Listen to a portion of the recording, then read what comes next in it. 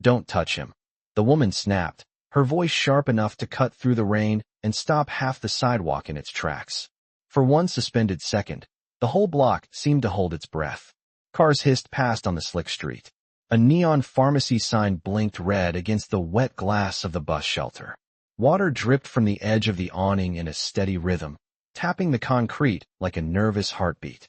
And there, under that cold downtown light, stood 9-year-old Nia Brooks, small and soaked in a faded yellow t-shirt, with a little white boy clutching the front of her hoodie like letting go would make the world swallow him whole. Nia didn't move. Her braids were damp against her cheeks.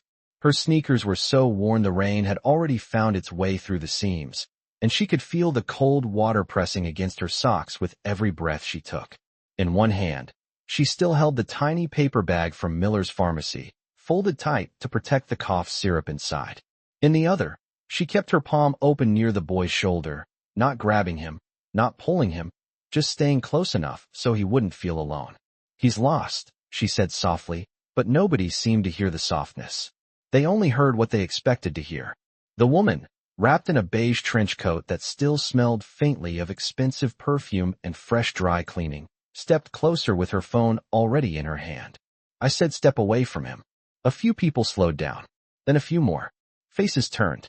Eyes narrowed. Someone under a black umbrella whispered, "What's going on?" Another person muttered, "Did she take him?" Nia felt those words land before she even fully understood them. She had lived long enough, even at 9, to know the difference between a question and an accusation. The boy pressed closer into her side. He couldn't have been older than 6. His blonde hair was damp and sticking to his forehead, and his little chest shook every time he tried to breathe too fast and too hard at the same time. His expensive navy coat was half-zipped, one shoe untied, his cheeks pink from crying. 10 minutes earlier, Nia had found him sitting beside the fountain in front of the shopping plaza, crying so hard he could barely get a word out. People had passed him with shopping bags, earbuds, coffee cups, and urgent eyes. Nobody stopped. Nobody knelt. Nobody asked if he was hurt. Nia had. She had crouched down right there on the wet pavement, her knees soaking through, and asked the only thing that mattered. "Are you okay?" He hadn't been. He had looked at her with the kind of fear children wear when the world is suddenly too big, and all he could say between sobs was, "I can't find my dad." So Nia had done what her grandmother always told her to do when somebody's fear was louder than their words. Stay calm first. Ask questions second. She had guided him under the awning, wiped his face with the corner of her sleeve, and given him the last half of a honey bun she had been saving for the walk home. He had taken one bite with trembling fingers, then another. Then he had started breathing again. "My name's Nia," she had told him. "You can stay with me till we find somebody." Now all that kindness stood on trial in front of strangers who had arrived too late to see the beginning and early enough to judge the middle. The woman in the trench coat lowered her phone just enough to stare at Nia like she was a problem to solve. "Honey, come here," she said to the boy, voice suddenly sweet in a way that made Nia's stomach tighten. But the boy didn't move.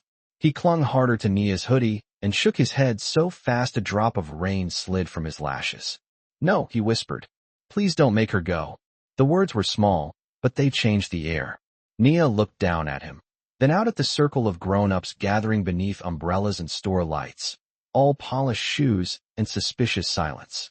Somewhere in the distance, thunder rolled low over the city. The pharmacy receipt in her hand had softened from the rain, and the cough syrup for her grandmother was getting colder by the minute. She should have left. She knew that. She should have handed the boy over to the first adult and kept walking back to the apartment where Miss Loretta would be waiting by the window, coughing into a dish towel and pretending not to worry. But the little boy's hand was shaking against her side, and nobody in that crowd looked at him the way a scared child should be looked at. They were too busy looking at her. Nia lifted her chin, small but steady, while the red pharmacy light flickered over her face and the rain kept falling around them like the whole city had turned its back. "I'm not hurting him," she said. "I'm helping him." And just as the first security guard started pushing through the crowd, the boy looked up with panic widening his eyes and whispered something that made Nia's heart stop for half a beat. "If they take you away," he said, "I'll be alone again." The security guard stopped a few feet away, breathing hard from pushing through the crowd, one hand resting near the radio clipped to his jacket. Rain speckled his shoulders.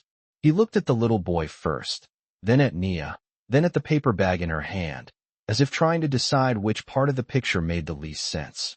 The crowd had grown thicker now, umbrellas leaning inward, faces pale beneath the pharmacy light, all of them pretending concern while feeding on the tension.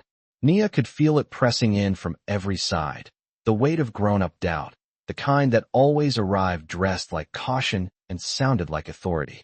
The little boy still held her hoodie in a tight fist. His knuckles were pink from the cold. "Sir," Nia said before the guard could speak. He was crying by the fountain. "I just brought him over here so he would not get wetter."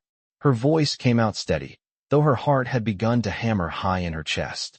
The guard frowned, not mean exactly, but guarded in the way people got when they saw a child like Nia and decided they needed more proof from her than from anyone else.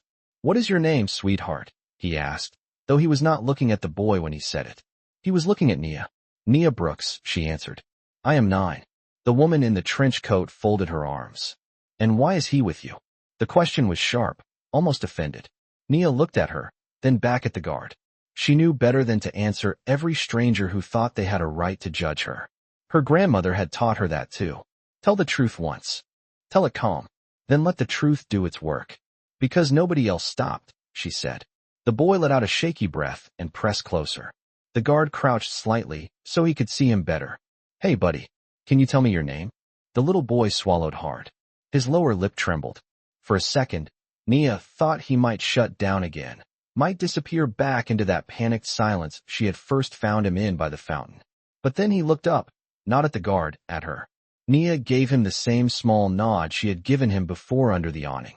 Slow breath in, slow breath out. He copied her without realizing it. "Ethan," he whispered. The guard's expression changed a little. "Softer now." "Okay, Ethan. That is good. Do you know your last name?" Ethan blinked. The city bus roared past behind them, splashing water along the curb. Somewhere across the street, a siren rose and faded. Ethan looked down at his untied shoe as if the answer might be written there. "Cole," he said at last, barely audible. Nia felt the name settle into the moment, but it meant nothing to her yet. It was just a name. Ethan Cole. A lost boy with rain on his eyelashes and a voice that kept breaking in the middle. The woman in the trench coat leaned toward the guard. "You should separate them. He might be confused because he is scared." Ethan shook his head so hard his damp hair flew across his forehead. "No." It came out louder than anything he had said so far. A few people in the crowd shifted. One man lowered his phone a little. Nia glanced at Ethan and saw tears gathering again, bright under the blinking red pharmacy sign. She knew that look. Children did not always cry when they were hurt. Sometimes they cried because somebody was about to take away the only person who had made them feel safe. She remembered being 6 herself, sitting in a folding metal chair in a waiting room that smelled like bleach and stale coffee, while adults spoke over her like she was not there. She remembered wanting one face, one hand, one voice that did not sound annoyed. That memory had never really left her. It was why she had stopped in the rain. It was why she still had not walked away. The guard noticed Ethan's panic and straightened a little, uncertainty passing over his face. "Nobody is separating anybody right this second," he said, probably more to calm the crowd than the children. Then he looked at Nia's paper bag. "What have you got there?" "Medicine," Nia said. "For my grandma. She has been coughing all week." The paper had gone damp and wrinkled around the bottle inside. She thought of Miss Loretta back at the apartment, the old radiator clicking, the window over the sink fogged with steam, her thin shoulders wrapped in that pale blue house sweater she wore year-round. Nia had counted coins for 3 days to buy that cough syrup. Quarters, nickels, 2 dimes she found under the laundromat bench. She had skipped a honey bun and a small orange soda to make the money stretch. And now she was standing in the rain, late, watched by strangers, with the medicine getting colder in her hand. A flash of guilt moved through her. She should be heading home. She should be halfway up Lexington Avenue by now, turning into the brick building with the chipped front step and the buzzer that only worked when it wanted to. But Ethan's hand still would not let go. "What happened to the adult you were with?" the guard asked gently. Ethan's face tightened again. "I do not know," he said. One second he was there, then he was not. Nia pictured the crowded plaza, the shopping bags, the holiday window displays, the way adults rushed like time cost money. It was easy to lose a child in a place like that. Easier, maybe, if people assumed somebody else would stop. The woman in the trench coat exhaled in dramatic frustration. This is ridiculous. Call his family. The guard touched his radio. Ready now? More focused, less suspicious than before. I am going to do that, he said. Ethan, do you know your father's phone number? Ethan closed his eyes, trying to remember. His fingers tightened painfully in Nia's hoodie. Then, in a voice so small it almost disappeared under the rain, he said, I do not know the number. But my dad is coming. He always comes. The certainty in that sentence did something strange to the air, not because of what he said, but because of how he said it, with the kind of faith only a child could have. Nia looked down at him and felt her chest ache in a place she could not name. Then the guard's radio crackled, sharp and urgent, and the color drained from his face as he listened. When he looked back at Ethan, everything about him had changed. Everybody step back, he said, suddenly firm. Now. The guard kept one hand pressed to his radio as the crowd hesitated, confused by the sudden change in his voice. It was no longer the cautious tone of a man handling a minor problem outside a pharmacy. It was clipped now, official, edged with the kind of urgency that made strangers obey before they understood why. Umbrellas shifted. Shoes scraped across wet concrete. The woman in the trench coat stepped back first, her expression tightening as if the scene had stopped following the script she had written in her head. Nia felt Ethan's fingers twist tighter into her hoodie. His small body was trembling again, not the wild panic from before, but the aftershock of it, like his fear had not left, only changed shape. The guard turned slightly away, listening to the voice crackling through his radio. Nia could not hear every word, only pieces. Missing child. White male. Approximately 6 years old. Last seen near the plaza fountain. Security teams sweeping the area. Family en route. Then the guard looked at Ethan again, and the suspicion that had shadowed his face since he arrived was gone completely. In its place was something like alarm mixed with embarrassment, as if he had just realized how badly the moment could have gone. He crouched lower this time, careful, respectful. Ethan, he said, I need you to stay right here, okay? Your family is looking for you. Ethan swallowed and gave the tiniest nod, but he did not move away from Nia. He only looked up at her, blue eyes glossy beneath wet lashes, like he needed to make sure she was still real. Nia gave him another quiet nod back. She did not know what else to do. Rain rattled softly against the bus shelter glass behind them. The red pharmacy sign blinked on, then off, throwing weak color over Ethan's pale face and the damp curls stuck near his temple. Nia noticed one of his mittens was missing. She did not know why that detail made her chest ache, but it did. He looked too carefully dressed to belong to this kind of confusion.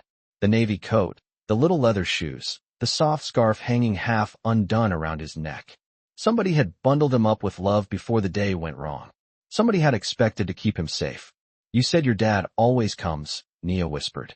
Ethan looked at the rain-dark street as if he could summon the answer by staring hard enough. He does, he said. He just gets busy. There was no anger in it. Only the plain honesty children used when they had not yet learned how to hide disappointment. Nia thought about that for a moment.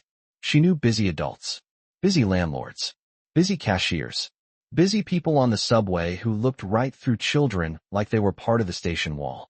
Miss Loretta was never too busy to notice fear in somebody's face. But then again, Miss Loretta had spent a lifetime learning what it meant to be overlooked.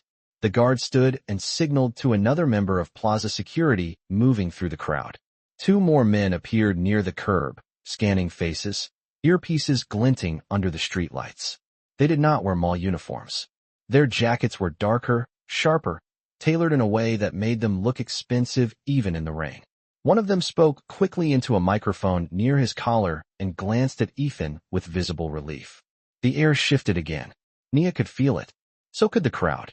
People who had seemed bold a minute ago suddenly found the pavement interesting. The man with the phone put it away. The woman in the trench coat smoothed the lapel of her coat and took another step back, as if distance might erase what she had assumed. Nia lowered her eyes to the paper bag in her hand. The receipt was nearly unreadable now, the blue pharmacy ink bleeding into soft lines. Miss Loretta would be waiting, maybe standing at the kitchen sink with one hand braced against the counter, maybe pretending she had not looked at the clock 5 times already. Nia pictured the apartment in her mind the way she always did when she felt overwhelmed. The chipped yellow kettle, the crochet blanket draped over the couch, the smell of Vicks and cinnamon tea, the old radio that only got 2 stations clearly. Home was not big, and it was not pretty, but it was warm in the way important things were warm. She wondered if this boy had a home that felt like that, or if rich people lived inside places too polished to hold tenderness. Nia. Ethan's voice pulled her back. Are you going to stay till he gets here? It was such a small question, asked so softly, she almost missed it beneath the rain. But it settled in her like a stone. She was 9 years old. She was late getting home. She had medicine in her hand and wet socks inside broken shoes and a grandmother who needed her. Every sensible part of the world would have told her to step away now. The boy was found. Adults were here. The rest belonged to people with radios and black cars and polished watches. But Ethan was looking at her with the kind of fear that did not go away just because help had arrived. Some children needed more than rescue. They needed witness. They needed one steady face between the terror and the relief. Nia tightened her grip on the paper bag and nodded. I will stay, she said. Ethan's shoulders loosened by an inch, maybe 2. Then, from somewhere beyond the line of stopped traffic, engines surged low and powerful through the rain. Black vehicles turned the corner one after another, headlights cutting white across the wet street like blades of light. Every face in the crowd lifted at once. Every conversation died. The first SUV stopped so fast the tires sent a spray of water against the curb. One of the men with the earpiece straightened instantly. The rear door opened before the vehicle had fully settled. And when the tall man stepped out into the rain without an umbrella, wearing a dark overcoat and a face stripped bare by fear, Nia knew before anyone said a word that the whole night had just become something much bigger than a lost boy outside a pharmacy. For one frozen beat, the man did not look like the kind of person whose name could move markets or fill television screens. He looked like a father who had not breathed properly in an hour. Rain darkened the shoulders of his wool coat within seconds, but he did not seem to notice. His eyes were locked on the small figure under the pharmacy light, on the boy, wrapped in an oversized hoodie, on the one untied shoe, on the pale face he had probably memorized from 100 ordinary mornings and nearly lost to one terrible evening. Ethan, he said, and the name came out rough, like it had been dragged across too much fear on its way into the air. Ethan let go of Nia, so suddenly she felt the warmth leave her side all at once. Dad, the word broke out of him like light through storm clouds. He ran forward on those little, uneven steps children took when they were still half crying, half believing. The tall man dropped to his knees right there on the wet sidewalk and caught him in both arms, pulling him in so close it seemed like he was trying to make sure every inch of his son was real. The crowd went silent in a different way now. Not curious. Ashamed.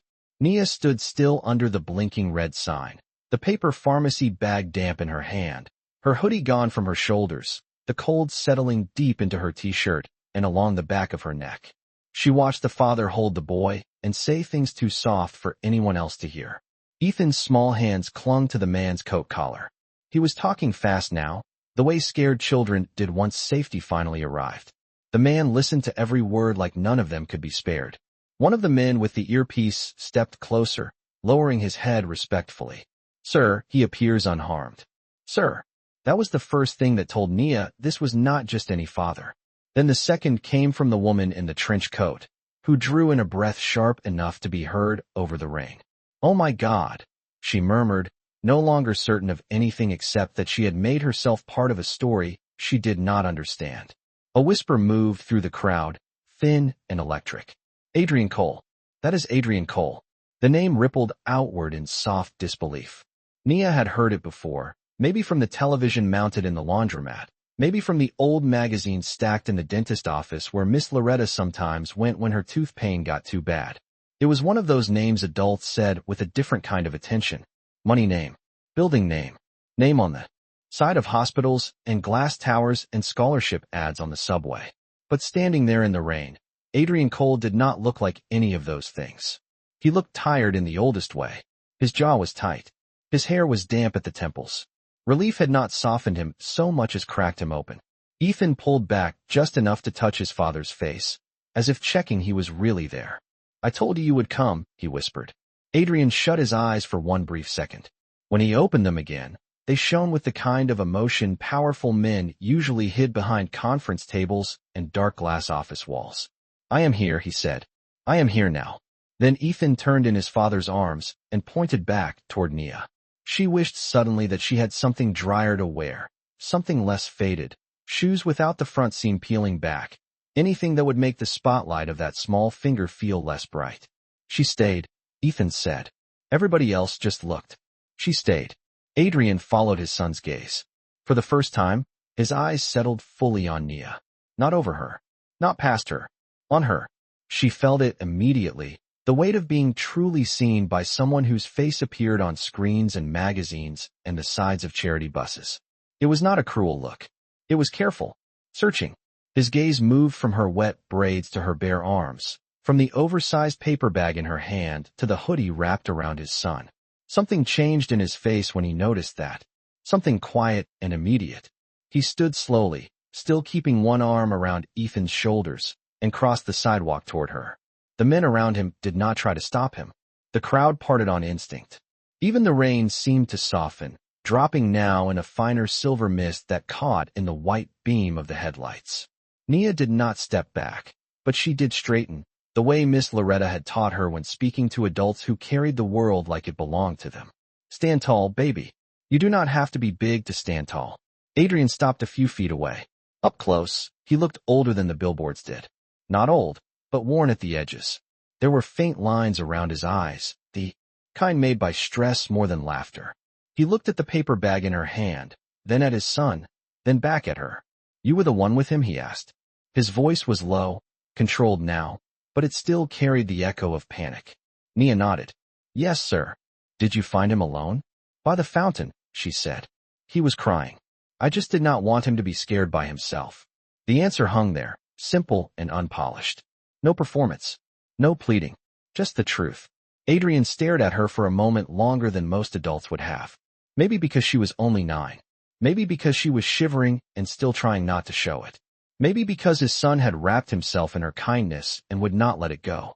Behind him, someone from his team began speaking into a phone, coordinating, updating, smoothing the disaster into something that could be managed on paper later. But none of that touched the small circle of silence around Nia, Ethan, and the man who had just come racing through the city for his child. Ethan tugged gently on his father's coat. "Dad," he said, voice still shaky. They thought she was bad. The words were not loud, but they landed harder than any accusation. Adrian's expression shifted again, and this time when his eyes lifted past Nia to the faces gathered around them, the warmth disappeared. He did not raise his voice. He did not need to. The kind of quiet that followed him was the kind built by years of people moving when he entered a room. The security guard lowered his gaze first. The woman in the trench coat looked suddenly very interested in the rain gathering at the edge of the curb.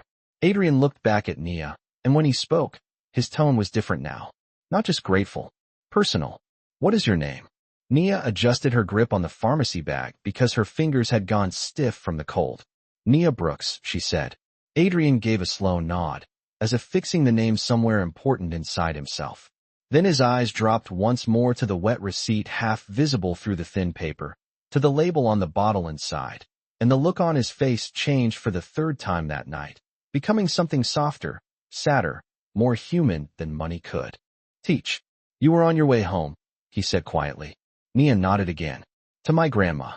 Adrian looked at the cough syrup, then at the child standing in front of him with no coat, soaked through, having spent her evening protecting his son while carrying medicine to someone else she loved. And in the strange, hushed stillness of that rain-lit sidewalk, Nia could almost see the exact moment he understood that the poorest person there had done the richest thing. For a moment, nobody spoke. The rain kept whispering against the sidewalk and the bus shelter glass, soft now, almost polite, as if the city itself had realized it had nearly made a terrible mistake. Nia stood under the red pharmacy light with the damp paper bag pressed to her chest, feeling the cold settle into her bones now that the hardest part was over. Her shoulders had started to shake, not because she was afraid anymore, but because the warmth she had given away was gone and the night had finally made room for her own small discomfort. Ethan noticed first. Children often did. He touched his father's sleeve and pointed at the hoodie wrapped around his own body. "This is hers," he said. Adrian looked down at the oversized gray fabric hanging off his son's shoulders, at the sleeves rolled halfway past Ethan's hands, at the rainwater darkening the hem. Then he looked back at Nia's thin yellow t-shirt clinging to her arms. The realization landed fully this time, and something in his expression tightened with quiet shame. Not the shame of what he had done, but the shame of arriving late to a kindness someone else had already paid for. He turned slightly. "Get the car closer," he said to one of the men beside him. The instruction was calm, but it moved people instantly. Another black SUV rolled forward through the rain, stopping near the curb with a low purr of expensive engines and windshield wipers moving in steady rhythm. A woman stepped out from the second vehicle with a wool blanket folded over her arm, her heels careful on the wet pavement. She looked efficient, polished, probably the kind of person who managed 3 phones and 5 schedules before breakfast. But when she saw Nia standing there shivering in soaked shoes, her face softened in a way that had nothing to do with the job. Adrian held out a hand toward the blanket, then paused and looked at Nia first. "May I?" he asked. The question surprised her more than the SUVs had. Adults did not always ask children like her for permission, especially not men like him. Nia gave a small nod. Adrian took the blanket and stepped forward himself, draping it carefully around her shoulders, as if she were something breakable and brave at the same time. The wool was warm, dry, and heavy enough to make her knees feel suddenly weak with relief. She did not realize how cold she had been until that moment. The heat of it reached her slowly, spreading across her back, her arms, her neck. She swallowed hard and tightened her fingers around the edge of the blanket so they would not tremble too much. "Thank you, sir," she said. Adrian shook his head once, almost to himself. "No," he said quietly. "Thank you." The words settled over the crowd in a silence deeper than anything before. Gratitude always sounded different when spoken by someone people expected to be thanked instead. Ethan tugged the gray hoodie from around himself and reached toward Nia with it. "You need this too," he said. Nia almost smiled despite everything. "You keep it till you get warm," she told him. Ethan considered that with solemn seriousness, then nodded as if accepting instructions from someone he trusted. The security guard stepped forward at last, cap in hand now. His posture changed so completely, he looked like a different man from the one who had first arrived. "Miss Brooks," he said, voice careful, "I owe you an apology." Nia looked up at him. Rainwater ran from the brim of his cap and down the side of his face. He looked embarrassed in a plain, human way. "I should have listened better before I judged the situation," he went on. "You did the right thing tonight." Nia did not know what to say to that. Grown men did not usually apologize to little girls on sidewalks. Not girls from Lexington Avenue with frayed sleeves and pharmacy bags. So she only nodded once and said the truth because it was the only thing she had. He was scared. The guard glanced at Ethan, then back at her, and something like regret passed through his eyes. Behind him, the woman in the trench coat took a hesitant step forward, then stopped. The rain had loosened a strand of hair from her careful bun, and the confidence she had worn earlier had washed off somewhere between the first radio call and Adrian Cole stepping out of that SUV. "I was trying to help," she said, but even she seemed to hear how weak it sounded. Adrian turned his head just enough to acknowledge her without offering comfort. "Help starts with seeing clearly," he said. His voice remained even, but the sentence landed like a door closing. The woman dropped her gaze. No one rushed to rescue her from the moment. Nia looked down at the bag in her hands again. The cough syrup inside clicked softly against the cardboard when she shifted it. Adrian noticed. "Your grandmother is waiting for that medicine," he said. It was not a question. Nia nodded. "Her name is Loretta. She has a bad cough when the weather turns." Adrian's eyes rested on the wrinkled receipt, then on Nia's face. "How far is home?"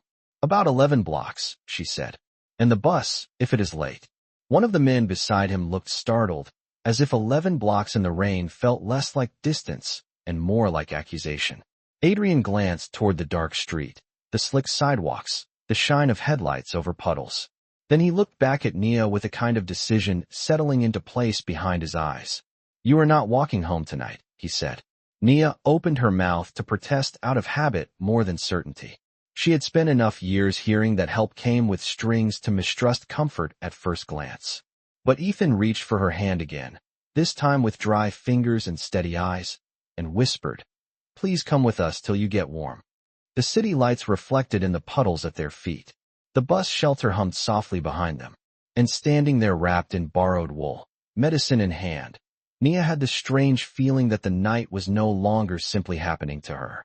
It was turning, quietly and completely, towards something she could not yet see. The warmth of the blanket made Nia's first instinct feel almost dangerous.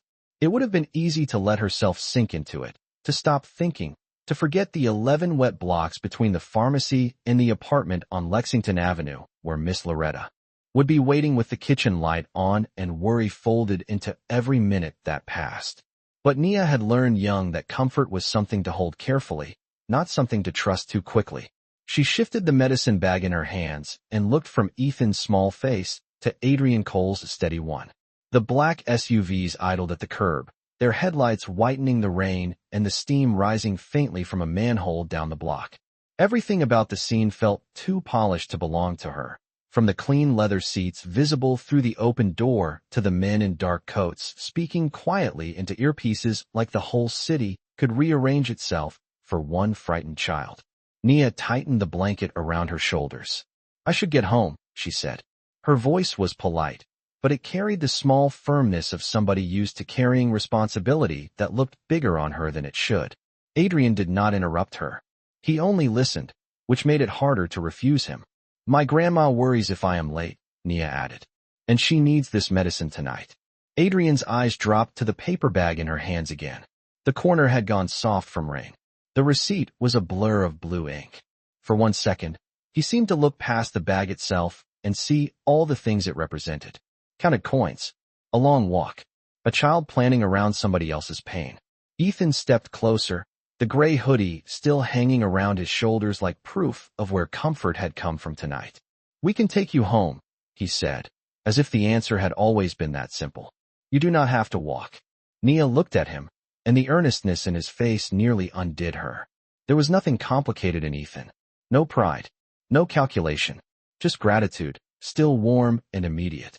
Adrian crouched slightly, so he was closer to her eye level, though even then he still seemed impossibly tall against the rain-silvered street. "Nia," he said, saying her name carefully, like he knew names mattered. "I am not asking you to owe me anything. I am asking you to let me make sure you get home warm." The difference in the words settled over her quietly. Around them, the crowd had thinned. The people who had gathered for spectacle were drifting away now that the story no longer belonged to their assumptions. The woman in the trench coat was gone. The security guard stood off to the side, speaking low into his radio and glancing back with the expression of someone replaying his first judgment and not liking what he found there. Rain clicked against the hood of the nearest SUV in a soft, even rhythm. Somewhere above the block, thunder rolled farther away than before. Nia thought of Miss Loretta's cough, of the old radiator hissing in the apartment, of the way her grandmother tried to smile through discomfort so Nia would not feel scared. She also thought of what Miss Loretta always said when kindness came from the right place. "Do not reject clean hands, just because life taught you to fear dirty ones." Nia looked up at Adrian. "You would take me straight home?" she asked. "Straight home," he said. "And if your grandmother would be more comfortable, one of my staff can bring the medicine up to the door while I stay downstairs." Nia blinked. That answer had thought of her grandmother first, not just his own convenience. It disarmed her more than the blanket had. Ethan brightened immediately, reading her hesitation as something that could still become yes. "Please," he said again, his voice smaller now, gentler. "I want to know you got there okay." The words made Adrian glance at his son in a way that was almost startled, as if he was seeing something in Ethan he had been too busy to notice before. Nia saw it too. The fear in Ethan had changed shape. He was no longer afraid of being lost. He was afraid of the person who saved him disappearing before his father understood what that meant. Nia gave the smallest nod. "Okay," she said. Ethan smiled first. It was not a big smile, just a fragile one, but it warmed the space around them more than the blanket. Adrian stood and opened the rear door himself. "After you," he said. Nia hesitated at the curb, staring at the polished black frame of the vehicle and the pale light spilling from inside. She had seen cars like this in movies, in reflections on Fifth Avenue storefronts, in the background of neighborhoods that did not look anything like hers. Up close, the leather smelled clean and expensive, not like air freshener trying to cover old smoke, but like something built never to know strain. Nia climbed in carefully, holding the medicine bag upright in both hands so nothing spilled. The seat was softer than any chair she had ever sat in outside a dentist's office. It almost startled her. Ethan slid in beside her without hesitation, still wrapped in the gray hoodie. Adrian entered after him, leaving one of the staff members in front with the driver. The door closed with a gentle, sealed sound that shut out the city at once. Rain became a muffled hush against tinted glass. The cold disappeared so quickly Nia could feel her skin beginning to sting from the sudden heat. For a second, none of them spoke. The inside of the SUV glowed with low amber lighting. Water slid down the windows in silver lines. Ethan looked at Nia, then at the medicine bag, then back at Nia again. "What is your grandma like?" he asked. The question was so unexpected, so childishly direct, that Nia let out the tiniest breath of a laugh before she could stop herself. "She likes peppermint tea and old church songs," she said. "And she tells me I walk too fast for a little girl." Ethan considered that. "My dad walks fast too." Adrian glanced sideways at his son, and for the first time that night something like a smile touched his mouth. "Small, tired, real. That is true," he said. The driver pulled away from the curb, and the pharmacy light slipped across the glass and vanished behind them. Nia looked out at the city moving past in wet streaks of neon and traffic light, her reflection faint in the window, blanket wrapped around her shoulders, medicine still clutched in her lap. Everything inside the car was quiet, but it was not empty quiet. It was the kind that arrives after fear, when people are not sure yet what to say because something important has already been spoken without words. Ethan leaned against the seat, calmer now, the storm inside him finally passing. Adrian looked once more at the frayed edge of Nia's sleeve peeking out from beneath the blanket, at the shoes still damp near the floor mat, at the careful way she held the cough syrup as if it mattered as much as any fortune. And though he said nothing, Nia had the distinct feeling that somewhere behind his composed face, a door had opened that money had never unlocked before. The city slid past in a blur of rain and reflected light, storefronts stretching into ribbons of gold and red across the wet glass. Inside the SUV, everything was soft enough to make Nia sit a little straighter, as if comfort itself required good manners.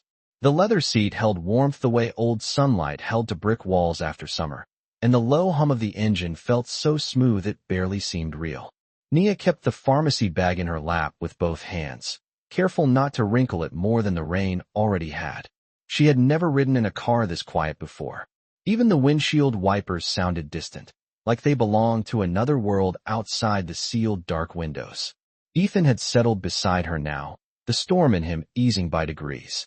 His breathing was slower. His shoulders no longer jumped at every passing siren or horn.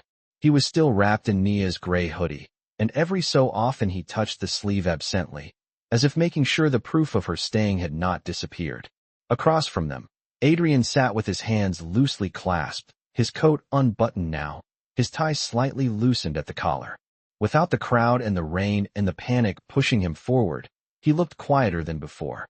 Not smaller exactly, but less armored. The sharpness people probably obeyed in boardrooms had given way to something more careful, more inward. He watched Ethan the way fathers did after nearly losing sight of what mattered. And every time his eyes drifted to Nia, there was still that same look of unsettled gratitude, as though he had not yet found the right place to put what she had done. The driver turned onto Lexington Avenue, and the streets grew narrower, older, more familiar to Nia. The buildings here wore their years openly. Fire escapes clung to brick facades. Laundry lines hung inside windows. A corner deli glowed beneath a flickering sign. A man in a Yankees cap pulled down the metal grate of a discount shop, while rain pooled in broken seams of sidewalk below him. This part of the city had fewer polished surfaces, fewer doormen, fewer people pretending not to look at each other. Nia knew every cracked curb and every bent parking sign on these blocks. She knew which bodega sold milk cheapest after 8 o'clock and which laundromat owner would let Miss Loretta sit inside when her knees hurt too much to stand. Ethan pressed closer to the window and looked out with quiet fascination, as if the neighborhood were not poorer than the one he had come from, but simply another map he had never been handed.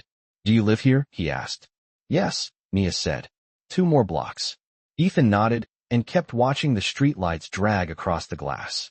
It looks different from our place. Nia almost smiled. Different was one word for it. Adrian's gaze followed the line of buildings as if he were seeing them for the first time. Not from the back seat of a passing car, not through quarterly reports or philanthropic talking points, but through the eyes of a child who counted quarters for cough syrup. The SUV slowed near a red brick building with a chipped front step and a narrow awning sagging slightly under collected rainwater.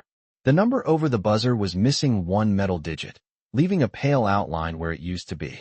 Nia recognized the apartment instantly, of course, but seeing it reflected in the dark window beside Adrian Cole's profile made it feel stranger somehow, as if 2 different worlds had reached the same curb and were still deciding how to stand next to each other. This is it, she said. The vehicle came to a smooth stop. For a second, nobody moved. Then Ethan turned to her with sudden seriousness. Will your grandma be scared if she sees all these cars? Nia let out a tiny breath that almost became a laugh. Maybe at first. Adrian's mouth softened at the edges, the nearest thing to a smile she had seen from him up close. Then let us not frighten her more than necessary, he said. He tapped lightly on the divider and spoke to the man in front. Only 1 car stays. The rest moved down the block. The response came at once. Outside, engines shifted and rolled away, leaving just 1 SUV at the curb instead of a black line of power under the rain. Nia noticed that. He had thought about how the scene would look to an elderly woman waiting alone upstairs. That mattered to her more than he probably knew. Adrian opened his door and stepped out into the rain first, then turned back and held a hand toward Ethan. Ethan climbed down, still wrapped in the gray hoodie. Nia followed more carefully, the blanket gathered around her shoulders, the paper bag tucked to her chest. The night air touched her face like cold metal after the warmth inside the car. Rain had thinned to a mist now, fine and silver under the street lamp. Somewhere above them, a window fan rattled in an apartment. Somewhere farther down the block, somebody laughed behind a half-open deli door. Real neighborhood sounds. Familiar ones. Adrian looked up at the building, then down at Nia. Do you want us to wait here while you bring the medicine up? He asked. Nia hesitated. She could already picture Miss Loretta opening the door, taking one look at the blanket, the car, the people, and asking questions before Nia even got her second shoe over the threshold. She also knew her grandmother would hate being left out of any truth involving a child she had raised. You can come to the door, Nia said. But she might ask a lot. Ethan brightened again. That is okay. I like grandmas. The simple confidence of that made Adrian glance at him with a softness that had become more frequent in the last 15 minutes, as if fear had stripped away a layer of distance between father and son. They climbed the chipped front steps together. Nia led the way, pushing open the heavy front door that always stuck a little in wet weather. The hallway inside smelled faintly of radiator heat, old paint, and somebody's dinner with garlic and onions cooked low. The light overhead buzzed softly. Their footsteps echoed on the worn tile floor as they moved toward the stairs. The elevator had been broken for nearly a month, and nobody on the second floor expected it to be fixed soon. Nia started up the first flight automatically, then paused and looked back. Adrian had placed one hand lightly on Ethan's shoulder, guiding him upward. The sight of them there, Billionaire and little boy in borrowed hoodie, climbing the same scratched stairwell Nia ran every day with grocery bags and laundry coins, felt almost unreal. At the landing, she reached into her pocket for the apartment key and felt only the slick lining of wet fabric. Her stomach dropped. She checked again, faster this time. Then the other pocket. Nothing. The medicine bag rustled in her grip. Nia's breath caught. She remembered suddenly where the key was. She had dropped it into the outside pocket of her hoodie before the rain started. The same hoodie still hanging around Ethan's shoulders. Nia's fingers went still inside the wet pocket of her jeans.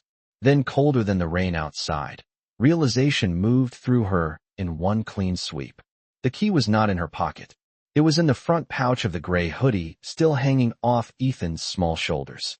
For 1 second, she only stood there on the dim landing, the medicine bag pressed against her chest, the hallway light buzzing overhead, the smell of radiator heat and fried onions settling into the narrow stairwell.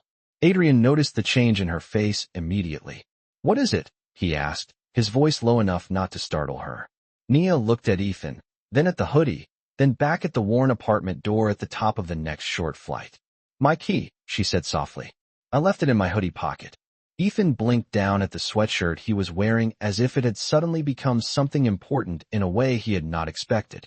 He slid both hands into the front pocket, serious now, searching with small fingers while the sleeve cuffs swallowed half his hands. The moment felt strangely delicate, not because a key was a grand thing, but because on a night like this, even little objects carried the whole shape of a life. Medicine for a grandmother.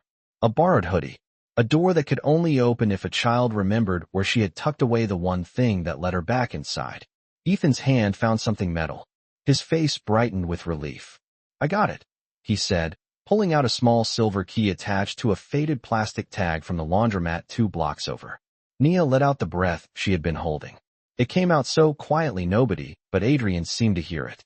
He looked at the key in Ethan's hand for half a beat, then at Nia's face, and something in his expression softened even more. Maybe because the key did not look like much. Maybe because so many important things never did. Ethan stepped forward and offered it to her with the solemn pride children wore when they managed to help. After being the one helped, Nia took it carefully. Thank you, she said. You kept my house safe. Ethan smiled a little at that, and the smile made him look younger than he had in the rain, younger than the fear had allowed him to be. They climbed the remaining steps. At the apartment door, Nia slid the key into the lock, but before she could turn it, the door opened from the inside. Miss Loretta stood there in the narrow strip of warm yellow light spilling into the hallway, one hand still on the knob, the other clutching the edge of her blue house sweater closed at the neck. Her silver-streaked hair was wrapped in a satin scarf, and her eyes, dark and sharp even through fatigue, went first to Nia's damp braids, then to the blanket, then to Adrian and Ethan standing just behind her. For a long second, nobody moved. The apartment behind her smelled like peppermint tea and old books and a little too much menthol rub. A radio played softly somewhere near the kitchen, low gospel humming beneath the radiator hiss. Miss Loretta's gaze returned to Nia's face, and all the questions in the world seemed to gather there at once. Baby, she said, voice rough from worry. Why do you look like the whole city happened to you? Nia almost laughed, almost cried, and nearly did both at once. Instead, she lifted the paper bag slightly. I got your medicine, she said first, because that mattered most. Miss Loretta's eyes dropped to the bag and softened for one heartbeat before sharpening again. You got more than medicine, from the look of it. Adrian stepped back half a pace, as though giving the doorway back to the woman who belonged to it. Good evening, ma'am, he said. There was nothing flashy in the greeting. No boardroom polish. No public charm turned on for effect. Just respect, plain and properly placed. My name is Adrian Cole. This is my son, Ethan. Nia helped him tonight when he was lost. Miss Loretta studied him the way women like her studied everything that arrived too expensive and too unexpected. Her eyes did not widen at the name, though Nia knew she recognized it. Miss Loretta was the kind of woman who noticed things and chose what to do with the noticing later. She only glanced at Ethan, saw the hoodie, saw the lingering fear in his face and the hand resting near Adrian's coat, then looked back at Nia. Did you help him before or after you stood in the rain till your lips turned pale? She asked. Nia lowered her eyes, suddenly aware of how cold she still was beneath the blanket. Both, I think. Miss Loretta sighed in the quiet way of grandmothers who had already decided to forgive you before they finished being worried. Then she opened the door wider. Well, nobody is having this conversation in the hallway, she said. Come in before the whole building catches pneumonia by sympathy. The apartment was small enough that every kindness inside it had to work harder. The couch had been patched twice on one arm. The coffee table was really an old trunk with a lace runner on top. A pair of reading glasses rested beside a Bible thick with slips of paper marking pages. In the kitchenette, a kettle sat cooling on the stove, and 2 mugs waited beside a jar of peppermint tea bags. Ethan stepped inside first, looking around with the wide, unguarded curiosity of a child who had never learned to disguise wonder. Adrian followed more slowly, and Nia noticed how careful he was with his coat, his shoes, his whole presence, as if he understood that in a home like this, taking up too much space was its own kind of rudeness. Miss Loretta took the medicine from Nia's hands, read the label under the kitchen light, and exhaled with relief She did not bother hiding. Then she turned to Nia and touched the side of her face with dry, warm fingers. "You are freezing." Adrian glanced at the radiator, the thin blanket over the couch, the old patched curtains moving faintly with the draft near the window. He looked at Nia's damp shoes by the door, then at Miss Loretta's cough medicine held like treasure in one weathered hand. The apartment fell quiet for a moment, not awkward quiet, but the kind that came when different worlds stood inside the same room and realized none of the usual rules knew what to do. Then Ethan looked up at Miss Loretta and asked, with complete sincerity, "Is she always this brave, or was that just for tonight?" Miss Loretta's mouth curved slowly into the kind of smile that had survived harder things than poverty. She looked at Nia, standing there wrapped in borrowed wool, rain still shining at the ends of her braids, and answered without hesitation. "Oh no, baby," she said. "That is just how my granddaughter walks through the world." The room held that sentence for a moment after Miss Loretta spoke it, as if the walls themselves had paused to agree. Ethan looked at Nia with open admiration, the kind children offered without rationing it, and Nia felt heat rise faintly to her cheeks despite the cold still clinging to her skin. She was not used to bravery being named out loud. At school, teachers called her quiet. At the corner store, people called her polite when they noticed her at all. Miss Loretta was the only person who ever talked about her as if kindness were a form of strength instead of a soft habit that made life harder. Adrian stood near the doorway, one hand resting lightly on the back of a kitchen chair, taking in the apartment piece by piece. Nia could see him noticing everything without staring. The carefully folded dish towels by the sink, the stack of library books with due dates tucked inside, the sewing basket under the side table, the old church program used as a bookmark in the Psalms. None of it matched the world he came from, and yet he looked at it with the attention of someone reading something important for the first time. Miss Loretta set the medicine bottle on the counter and reached for the kettle. "Ethan, do you drink tea?" she asked, already knowing the answer mattered less than the warmth. Ethan looked to his father, then back to her. "Sometimes hot chocolate." Miss Loretta nodded once. "Then tonight, you are trying peppermint with honey, and you are going to be polite about it." Ethan smiled in a way that made Adrian glance at him, surprised and softened all over again. "Yes, ma'am," Ethan said. "Good," Miss Loretta replied. "Because manners travel better than money." Adrian lowered his eyes at that, not offended, not defensive, just thoughtful, as if he knew the sentence was not really about him and somehow still was. Nia moved toward the radiator and held her hands near it while Miss Loretta filled the kettle again. The blanket around her shoulders still smelled faintly like cedar and clean soap. Her wet socks made the old floorboards cold beneath her feet. Adrian noticed before she said anything. "You should change out of those shoes," he said quietly. Nia looked down. The front seam of the left sneaker had opened more in the rain, and a crescent of damp sock showed through. She gave a small shrug that tried to make the problem ordinary. "They still work." Miss Loretta did not turn from the stove. "That sentence has survived too many winters in this house," she said. The kettle clicked softly against the burner grate. Ethan was looking around the apartment now with the kind of careful curiosity he had shown from the car window, not touching anything without permission, just noticing. His gaze landed on a framed photograph on the shelf above the radio. "Is that you?" he asked Nia. She followed his eyes. It was an old picture taken at a church picnic 3 summers ago. Nia in a white dress with a missing front button, grinning beside Miss Loretta under a striped folding tent, while somebody off camera had clearly just said something funny. "Yes," Nia said. "And my grandma." Ethan studied the photograph, then looked at the real Miss Loretta in her blue sweater and satin scarf. "You look the same," he said. Miss Loretta gave him a dry smile. "That is because the Lord has not had the courage to improve on me yet." Ethan laughed, a small bright sound that seemed to surprise even him.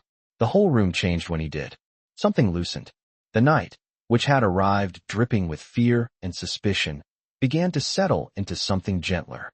Miss Loretta poured tea into 2 mugs and warm water with honey into a smaller one for Ethan. Steam rose in pale curls through the kitchen light. She handed 1 mug to Adrian without asking whether he wanted any. He accepted it with both hands and a quiet, "Thank you, ma'am," that sounded more sincere than anything polished. Nia noticed he waited until Miss Loretta had sat down before he took a sip. That mattered too. It was a small thing, but small things were where respect usually proved itself. Ethan held his mug carefully in both hands. "Your apartment feels nice," he said. Nia blinked. Nobody outside the building had ever used that word for it. Nice belonged to other neighborhoods. To lobbies with marble floors. To homes where windows sealed all the way and heat came evenly. But Ethan said it like he meant what he felt, not what the world taught him to rank. Miss Loretta settled into her chair and coughed once into a handkerchief before answering. "It is small," she said, "but it knows how to love people." Adrian's eyes lifted at that, and for a moment he just looked at her, then around the room again. Nia had the strange sense that he was measuring his own life against something he had never learned to count. "Ma'am," he said after a pause, voice lower now. "Your granddaughter showed more calm and care tonight than most trained adults do under pressure." Miss Loretta took a slow sip of tea. "That is because pain teaches some children to notice pain in others." The words landed softly, but they landed. Adrian did not answer right away. Ethan looked between the adults, not fully understanding the sentence, but feeling its weight. Nia stared at the steam rising from her mug and thought about the fountain, the rain, the way the crowd had looked at her before they knew who Ethan was. She thought about how fast suspicion had arrived and how slowly apology had followed. Adrian must have been thinking about something similar, because when he spoke again, his voice had changed. It carried not just gratitude now, but regret sharpened into intention. "What happened tonight should not have happened that way," he said. "Not to my son, and not to Nia." Miss Loretta set her cup down carefully. The radio hummed low in the corner. Rain whispered at the window. "No," she said. "It should not have." Adrian met her gaze fully then, with no assistance between them, no conference tables, no polished distance. "I would like to make this right," he said. Nia looked up at once. Those words had arrived in her life before, from people who meant well and disappeared, from agencies with forms, from promises that sounded bigger than they turned out to be. Miss Loretta must have heard the same history in the room, because she leaned back slightly and studied him over the rim of her glasses. "Making right," she said, "is not the same thing as feeling grateful for one wet evening." Adrian nodded once, accepting the correction without flinching. "I know," he said, and there was something in the way he said it that made Nia think this was the first honest conversation he had had in a very long time. Adrian's answer did not come fast. He stood near the small kitchen table with the warm mug still in his hands, letting Miss Loretta's words sit where they belonged instead of rushing to cover them with polished promises.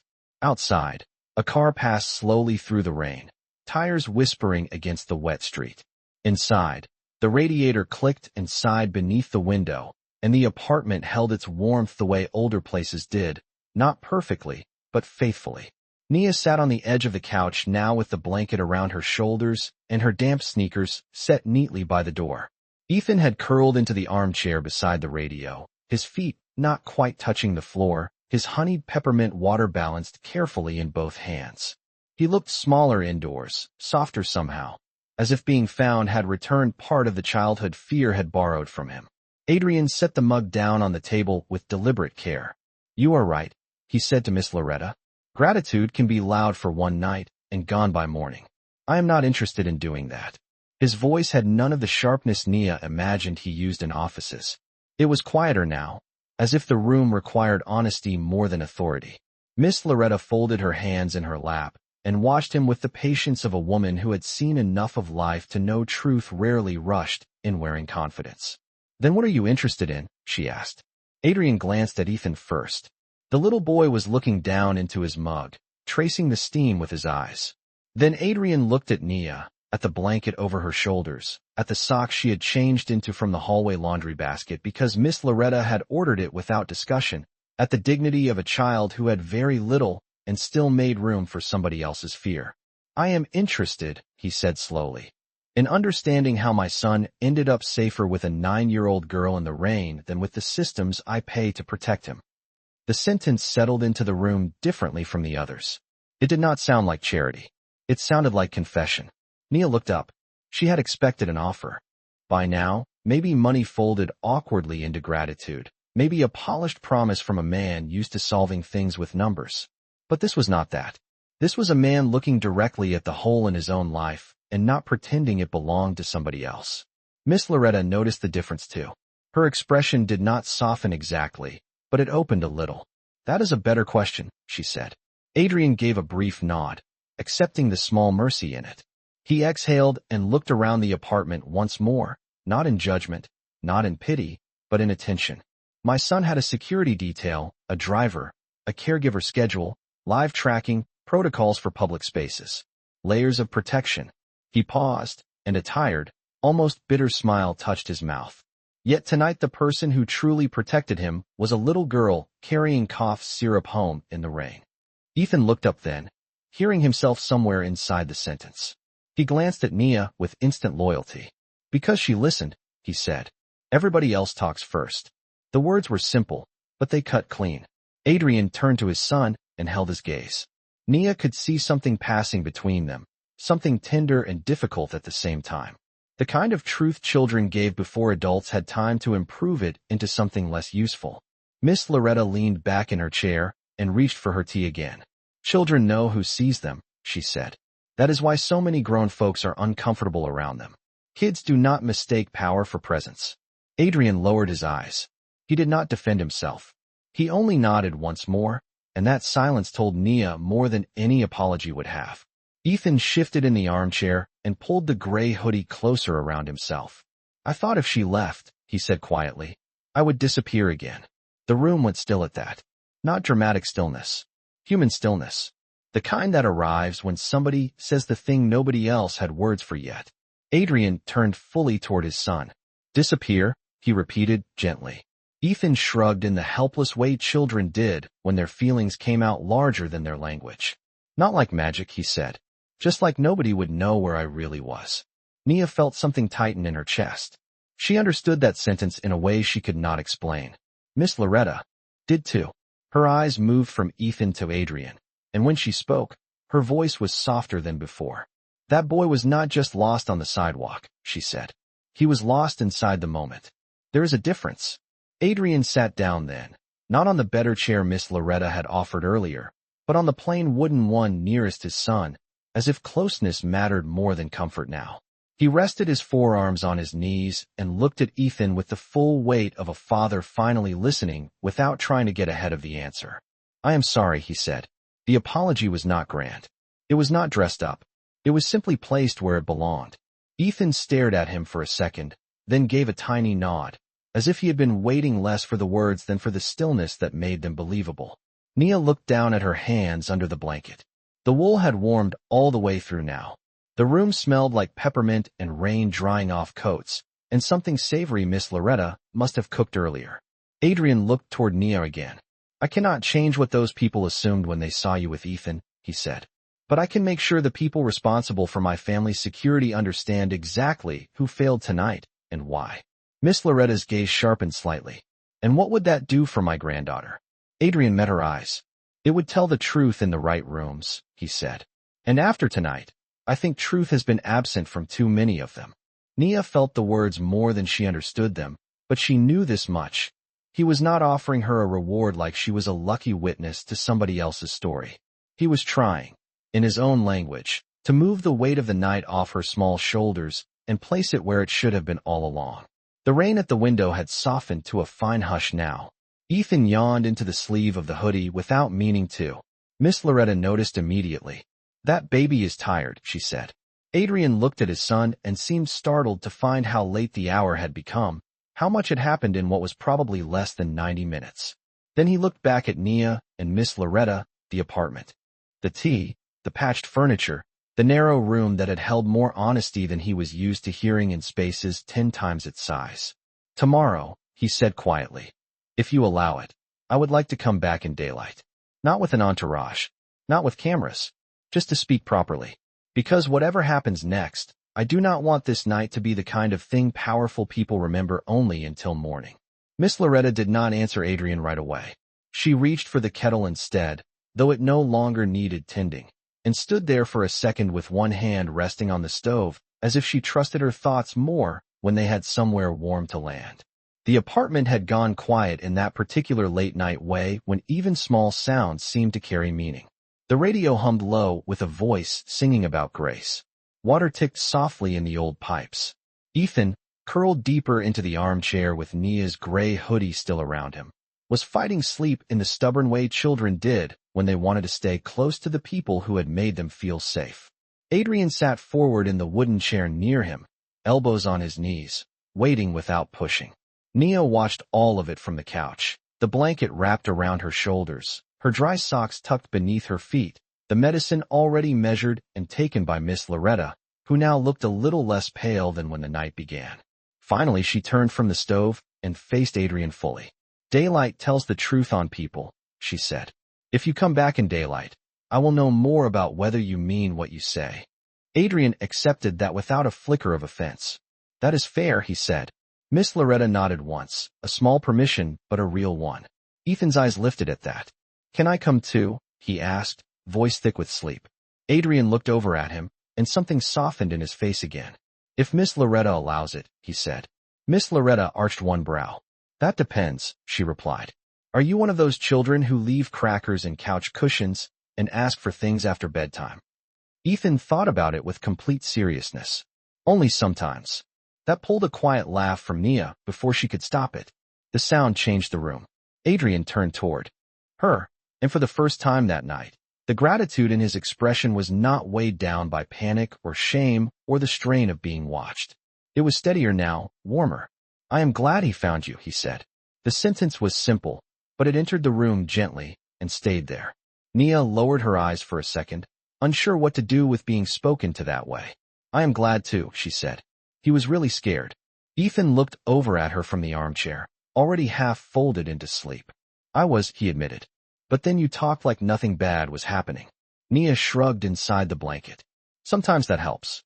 Adrian watched her with the kind of attention that had become more and more focused as the night went on, as if each answer she gave quietly rearranged something he had believed about strength, or childhood, or what made a person matter.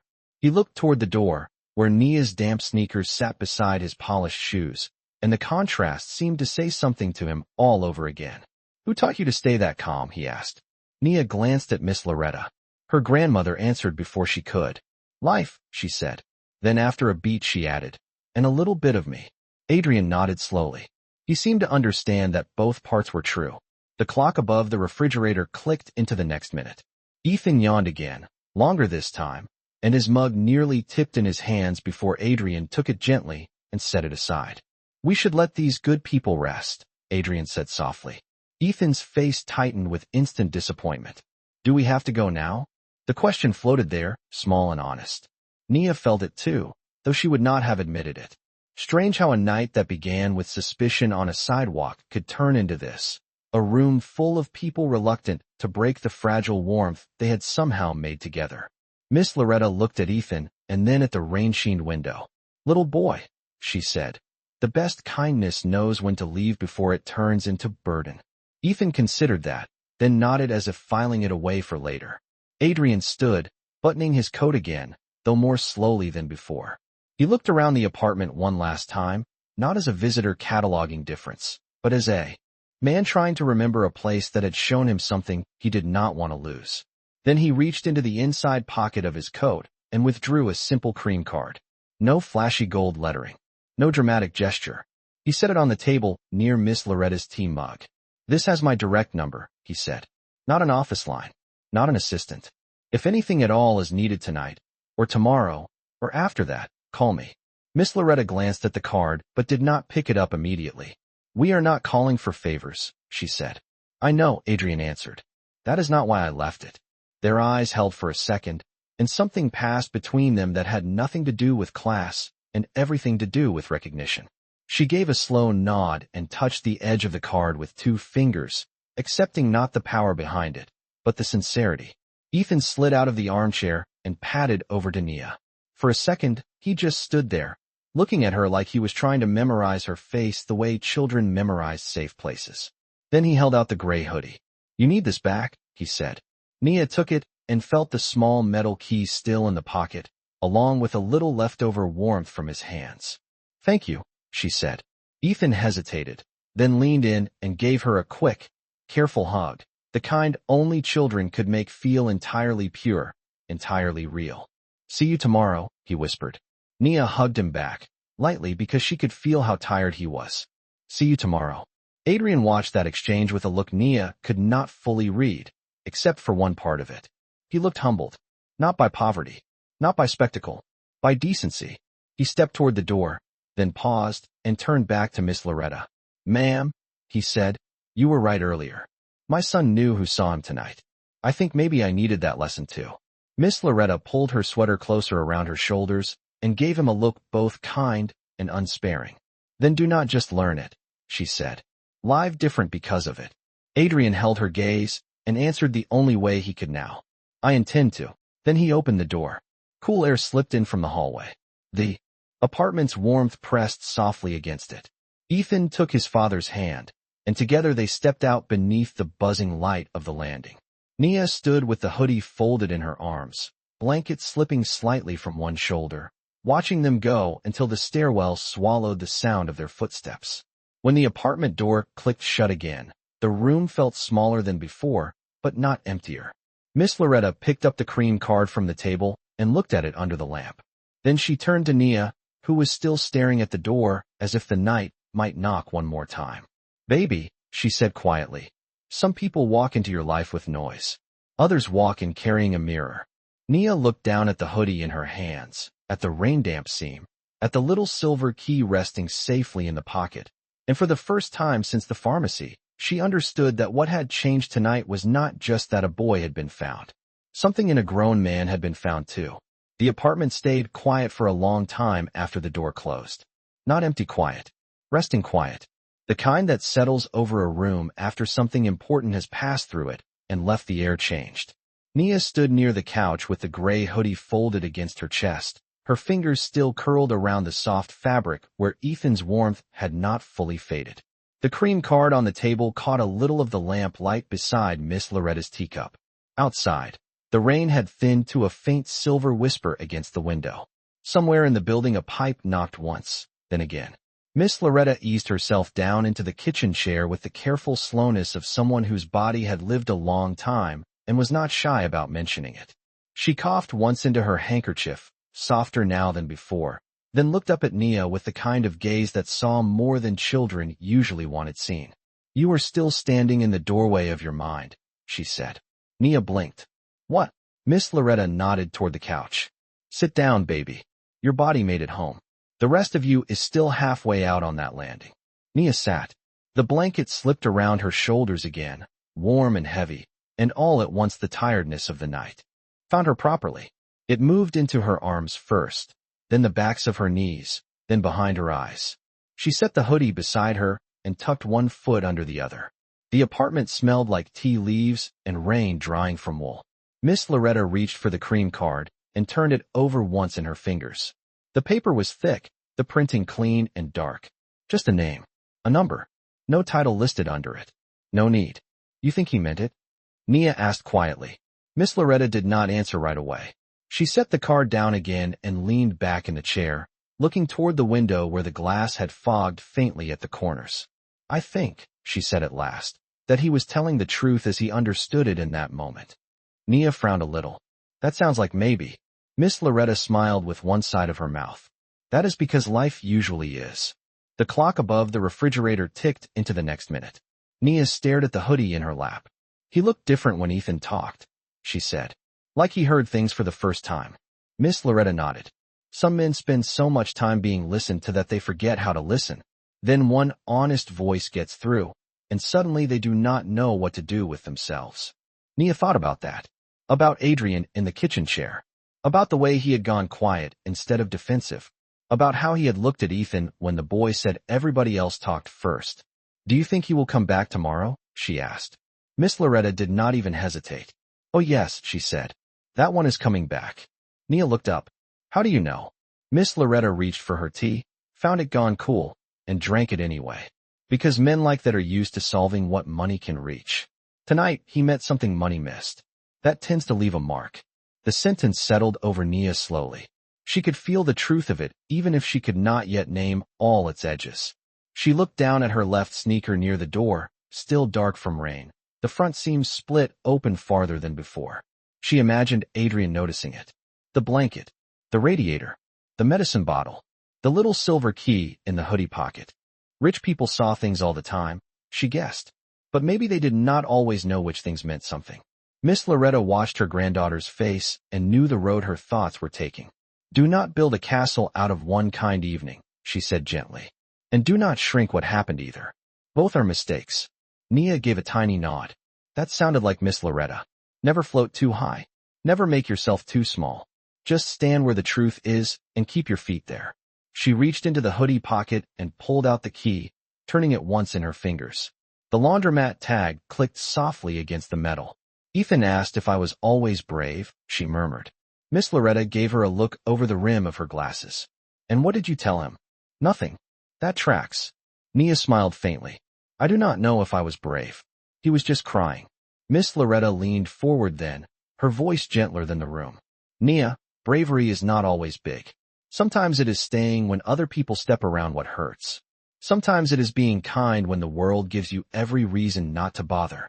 Nia lowered her eyes. There were tears there suddenly, not dramatic ones, not the kind that came from fear. Just the quiet kind that showed up after long tension, when the heart finally realized it had survived something. She brushed them away quickly. Miss Loretta pretended not to notice for exactly 3 seconds, then pushed the tissue box across the table with one finger. Use those, she said. My sleeve is not running a charity tonight. Nia laughed through the little ache in her throat. The sound felt good in the apartment. Human. Restoring. Outside, the last of the rain slid down the window in long silver lines. When I saw him by the fountain, Nia said after a while, I thought about me. Miss Loretta's expression did not change. I know. Nia looked up, surprised. How? Miss Loretta rested both hands around the empty mug. Because you always stop hardest for the kind of loneliness you recognize. That hit somewhere deep. Nia thought of Ethan's face under the plaza lights, the panic in it. The way he had looked at her like staying was the same as rescue. She thought too of her own younger self in waiting rooms. And offices and hallways, trying to look smaller so adults would not get irritated by her fear. I did not want him to feel invisible, she whispered. Miss Loretta nodded once. And now he will remember what being seen feels like. The room went still again. Not sad, just full. Nia folded the hoodie more carefully and set it beside the blanket. What if tomorrow is strange? She asked. It will be, Miss Loretta said. Most true things are before they settle. Then she reached for the cream card one last time and placed it beside the medicine bottle on the counter, not hidden, not honored like treasure either. Just set where morning could meet it honestly. Now, she said, rising slowly from the chair. You are taking a hot shower and putting coconut oil on those dry knees before daylight tells on you. Nia groaned softly. Grandma. Do not grandma me. Even billionaires do not need to see ashiness before breakfast. Nia laughed again, fuller this time, and stood with the blanket slipping from her shoulders. The apartment felt small and real and safe around her. At the door, her damp sneakers waited beside nothing now, because Adrian and Ethan were gone. But the room did not feel like something had ended. It felt like something had been placed carefully on the table of their lives, quiet as that cream card under the kitchen light, waiting for morning to decide what kind of truth it would become. Morning arrived gently in the Brooks apartment, not with silence, but with the familiar sounds of a building waking up around people who did not have the luxury of sleeping late. Pipes stirred in the walls. A door banged 2 floors down. Somewhere in the hallway, somebody laughed too loudly before 8 o'clock. In the kitchenette, the old radio hummed low beside the sugar jar, and the smell of toast and peppermint tea drifted into the narrow living room where sunlight pressed through patched curtains and thin gold stripes. Nia stood by the window in a clean school sweater and freshly braided hair, one hand resting against the glass as she looked down at the street below. The rain had washed the city clean overnight. Sidewalks still shone in places, and little pools of water sat in cracks near the curb, catching the pale morning light. Her gray hoodie was folded neatly. On the back of the couch, dry now, the silver key tucked safely into its pocket again. On the kitchen counter, beside the cough syrup and Miss Loretta's reading glasses, the cream card still waited exactly where it had been left. Nia had looked at it 3 times already without touching it. Miss Loretta sat at the table in her blue sweater with a plate of toast in front of her and a pencil tucked behind one ear, though she was not writing anything. She was watching Nia in the window reflection with the calm patience of somebody who knew anticipation when she saw it. "If you keep staring at the sidewalk that hard," she said, "you are going to make those people nervous." Nia turned slightly. "I was just looking." Miss Loretta took a sip of tea. The apartment buzzer sounded then, sharp and sudden in the morning quiet. Nia's heart gave one quick jump. Miss Loretta did not. She set down her mug with the kind of composure only grandmothers and judges seemed to possess. "Answer it," she said. Nia crossed the room, pressed the talk button, and heard Adrian's voice come through the old speaker with a faint layer of static beneath it. "Good morning. It is Adrian Cole. I said I would come back in daylight." Nia looked over at Miss Loretta, who only lifted one brow as if to say, "Well, there is your answer." Nia pressed the button again. "You can come up." A minute later, footsteps sounded on the stairs, slower this time than the night before. No rush. No panic. Just measured steps in a building where people usually climbed because they had to, not because they were arriving at anything important. When the knock came, Miss Loretta opened the door herself. Adrian stood there in the morning light wearing a dark coat and no tie, a white dress shirt open at the collar, as if he had left the armor of his usual life behind on purpose.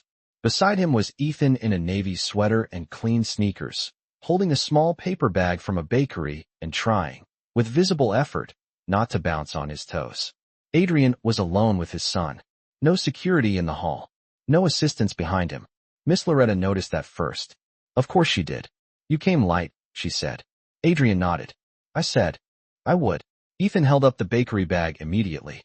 "We brought cinnamon rolls." Miss Loretta stepped aside. "Then you may enter in peace." Ethan smiled and hurried in.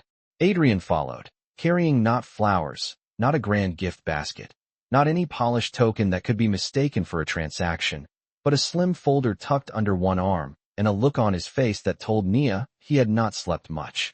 Morning light changed him. He still looked expensive, still carried the quiet gravity of a man used to being obeyed, but daylight also showed the tiredness around his eyes, and the sincerity he had brought back to prove was real. Nia noticed Ethan glance around the apartment like he was happy to see it again.